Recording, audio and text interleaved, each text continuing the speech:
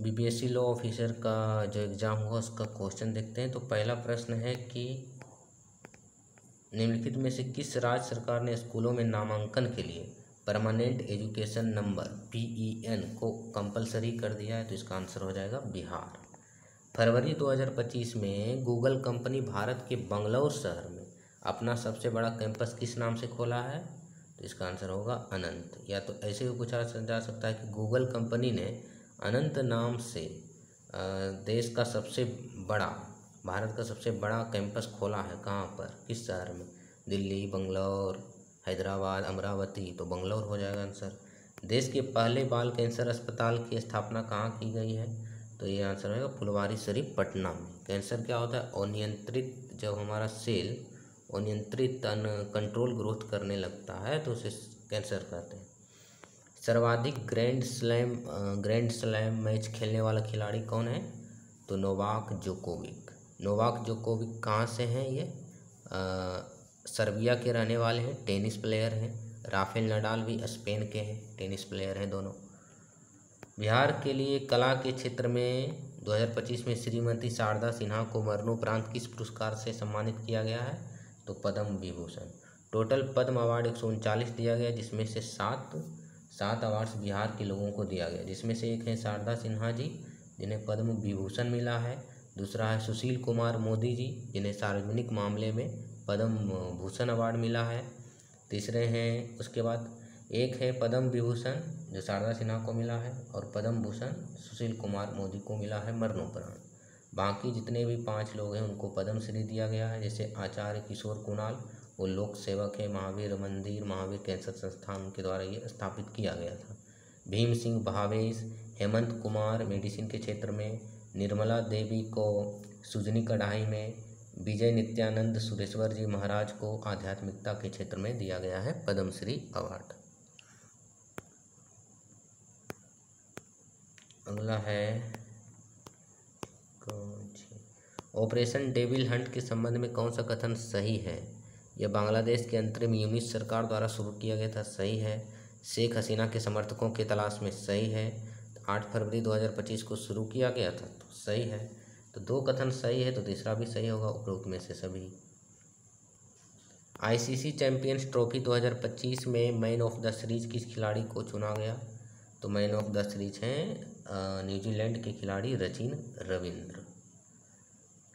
Wisden cricketers of world 2025 से संबंधित हैं, तो जसप्रीत बुमराह और स्मृति मंधाना हो जाएगा। 11वीं ब्रिक्स पर्यावरण जो मंत्रियों की बैठक 3 अप्रैल 2025 को हुआ, कहाँ पर हुआ? तो ये ब्रासीलिया में हुआ, ब्राज़ील की राजधानी ब्रासीलिया में।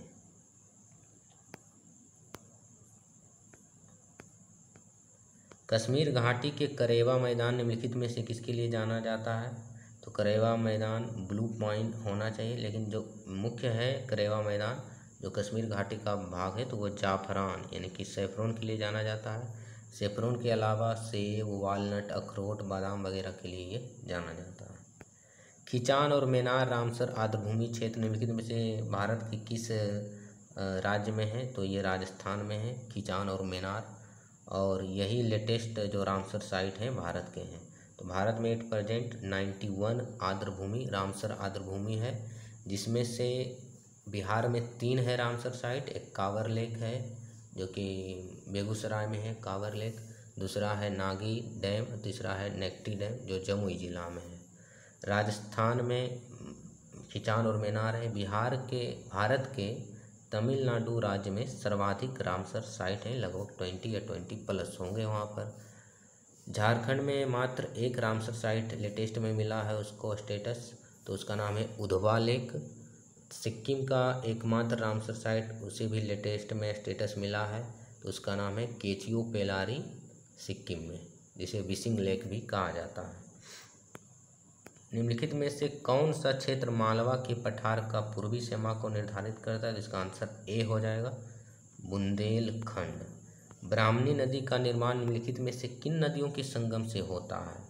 तो स्वर्ण रेखा तो एक स्वतंत्र नदी है, ये नहीं होगा, तो इसका आंसर होना चाहिए कोयल और शंख। कोयल और शंख नदी, कोयल को दक्षिणी कोयल कहा जाता है।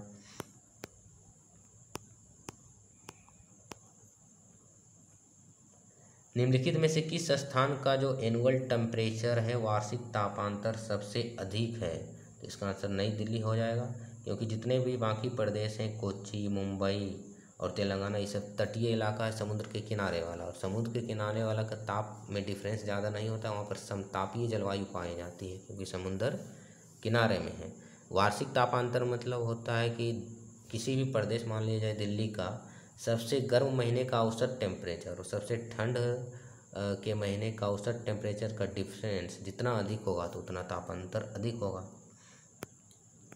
जनपाओ पहाड़ियों से निम्नलिखित में से कौन सी नदी निकलती है? तो इसका आंसर होगा सिंध तो नहीं होगा, क्योंकि ये तिब्बत रीजन मानसरोवर के निकट से निकलती है। चंबल, सोन होगा, सोन भी नहीं होगा, ये अमरकंटक से निकलती है। तो बनास और चंबल में होना चाहिए, तो चंबल होगा इसका आंसर। बनास तो राजस्थान में बहती है, अरावली रेंज से निकलती है, ये चंबल की सहायक नदी है बनास। चंबल नदी में घड़ियाल पाया जाता है। निम्नलिखित में से कौन सा विकल्प भारत में खारी और क्षारीय मिट्टियों का प्रतिनिधित्व करती है? तो खारी भी होना चाहिए, यानी सेलाइन भी है, लवणीय है, और क्षारीय है एल्कली सोयल, तो इसको बोलते हैं थूर। एल्कली सोयल को और नाम क्या है? इसमें कालर भी कहा जाता है, इसे ऊसरा मिट्टी भी कहा जाता है। क्षारीय मिट्टी को या लवणीय मिट्टी को ऊसरा मिट्टी, कालर मिट्टी, कलर या कालर मिट्टी कहा जाता है। चौपन मिट्टी भी कहा जाता है इसे, और थूर मिट्टी भी कहा जाता है। जबकि अम्लीय मिट्टी को सौर सोयल यानी कि खट्टी मृदा कहा जाता है। लेटेराइट मृदा की बात करें तो लेटेराइट मृदा कौन सी मिट्टी है? क्या ये अम्लीय है या क्षारीय है? तो लेटेराइट मिट्टी अम्लीय मिट्टी है, स्लाइटली एसिडिक है। इसमें कॉफ़ी, रबड़, चाय, काजू वगैरह की खेती होती है। सूची 1 को सूची 2 से मिलाना है, तो इसमें नीति दर्रा हो जाएगा उत्तराखंड, रोहतांग दर्रा हिमाचल प्रदेश, खुंजरेब हो जाना चाहिए लद्दाख, और ये खुंजरेब लद्दाख और लाखा पानी अरुणाचल प्रदेश।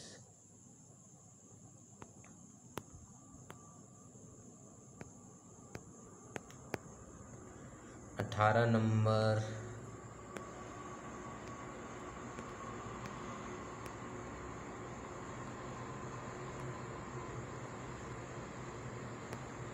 युद्ध का प्रारंभ मनुष्य के मस्तिष्क में होता है, यानी मन में ही युद्ध होना स्टार्ट हो जाता है। किस ग्रंथ में कहा गया ऐसा? तो ये अथर्ववेद में कहा गया है। रस चिकित्सा के आविष्कारक कौन है? तो नागार्जुन है। किस अभिलेख में अशोक बुद्ध धर्म और संघ के प्रति विश्वास प्रकट करता है? तो अशोका द ग्रेट बुद्ध धर्म और संघ में किसमें विश्वास करते हैं, किस अभिलेख में? तो भाबरू लघु शिलालेख में। भाबरू कहाँ है? राजस्थान में। पल्लव वंश का अंतिम शासक कौन था? तो पल्लव वंश का अंतिम शासक अपराजित वर्मन थे। पल्लव वंश का संस्थापक पूछा जाए तो सिंह विष्णु थे।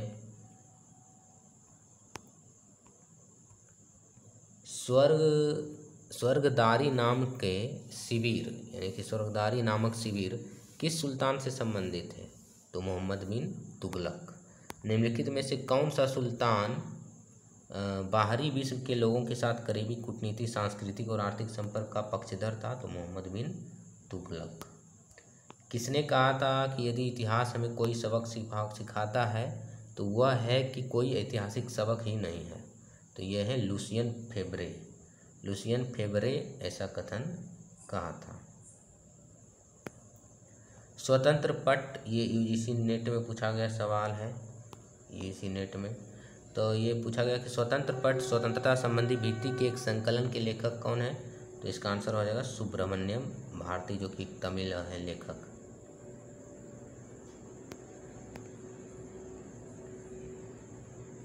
इधर फिर रीजनिंग आ गया, मैथ रीजनिंग, बाकी फिर साइंस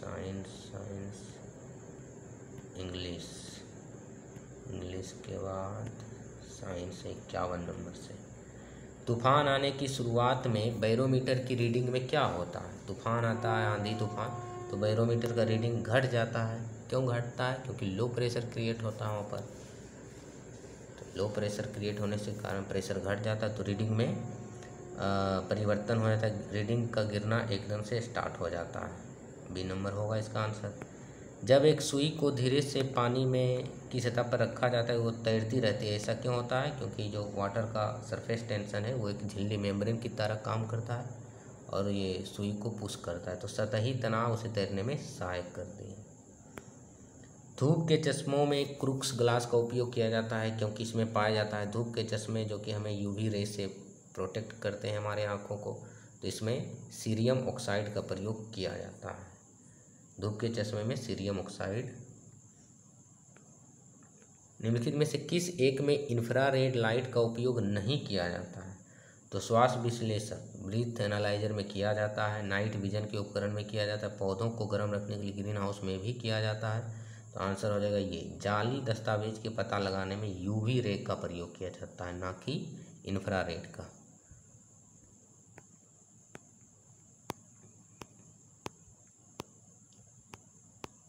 कृत्रिम उपग्रह संचार में सूक्ष्म तरंगों का उपयोग किया जाता है। इन सूक्ष्म तरंगों की तीव्रता क्या होती है? तो 300 mHz से 300 मिली हर्ट्ज से 300 गीगा हर्ट्ज, 300 मेगा हर्ट्ज से गीगा हर्ट्ज, 300 गीगा हर्ट्ज तक। जब किसी लिफ्ट में नीचे उतरते हुए गति बढ़ती है तो हमारी स्वयं का वजन क्या होता है?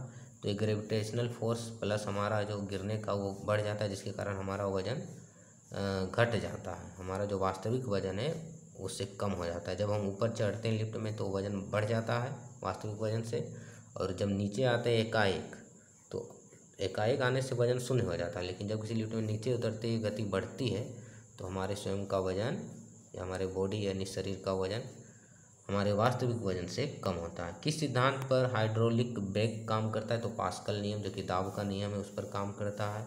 साइकिल पंप किस सिद्धांत पर काम करता है? तो वो बोयल के नियम पर काम करता है साइकिल पंप।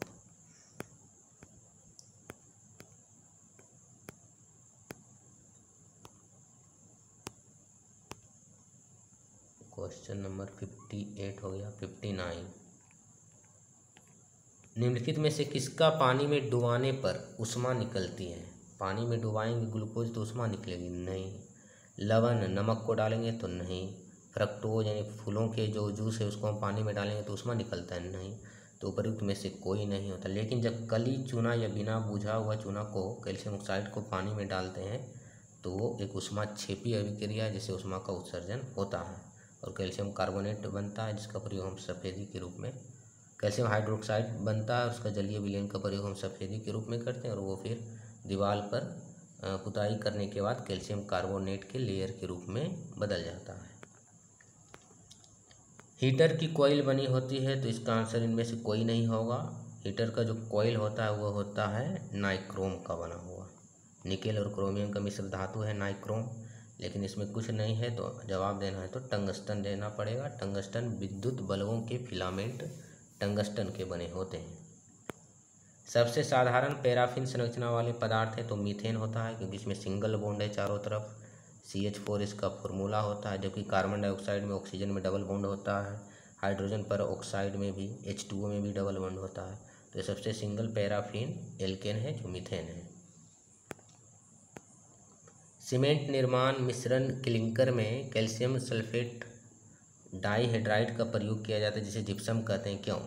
सीमेंट की ताकत में वृद्धि हो जाए, कोलाइडल जेल निर्माण में शीघ्रता आ जाए, या कैल्शियम सिलिकेट। तो आंसर होगा सीमेंट के जमने की दर को घटाने के लिए ऐसा किया जाता है। सीमेंट के जमने की दर को घटाने के लिए। क्वेश्चन नंबर 63, प्याज में पाए जाने वाला यौगिक जो अश्रु ग्रंथियों को उत्तेजित करता है वो कौन सा है? तो सल्फाइड यौगिक है, एलिल सल्फाइड यौगिक। हीरे कैरेट में मापे जाते हैं तो एक कैरेट का वजन कितना होता है? एक कैरेट का वजन 200 मिलीग्राम 200 mg होता है। चमकीले प्रकाश में फोटोक्रोमेटिक ग्लास काले हो जाते हैं, इसका मुख्य कारण क्या है? इसमें उपस्थित होते हैं चमकीले प्रकाश में फोटोक्रोमेटिक ग्लास जो होते हैं वो काले हो जाते हैं, इसका मुख्य कारण है सिल्वर आयोडाइड। सिल्वर आयोडाइड, और सिल्वर आयोडाइड का ही प्रयोग कृत्रिम वर्षा में भी होता है।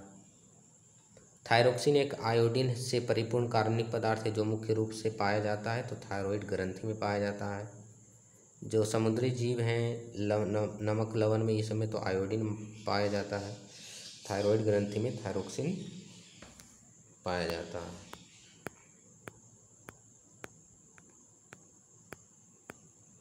आंत ज्वर या मियादी बुखार जिसे टाइफाइड बोलते हैं, तो ये बैक्टीरिया के कारण होता है, जीवाणु के कारण, साल्मोनेला टाइफी के कारण।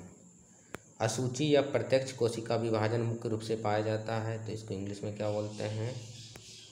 68 एमिटोटिक डिवीजन। तो एमिटोटिक डिवीजन पाया जाता है प्रोकैरियोटिक कोशिका में, खासकर जीवाणु जो कोशिकीय होते हैं उसमें पाया जाता है। और जो मिटोटिक डिवीजन पूछा जाएगा तो वो यूकैरियोट में पाए जाते हैं।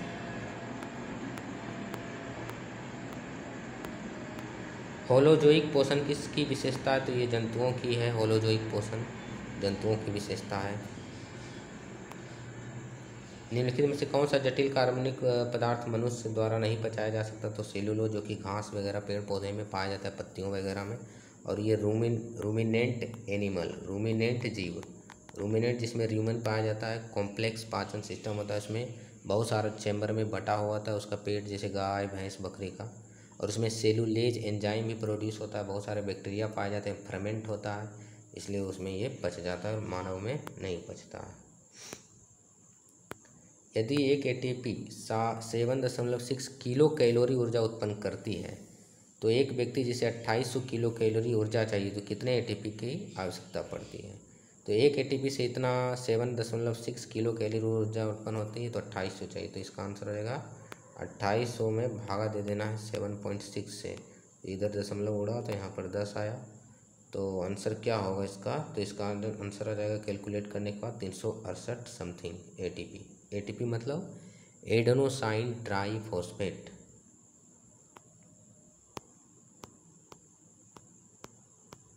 मानव की आंतों में कौन सी विटामिन का निर्माण जीवाणु द्वारा किया जाता है?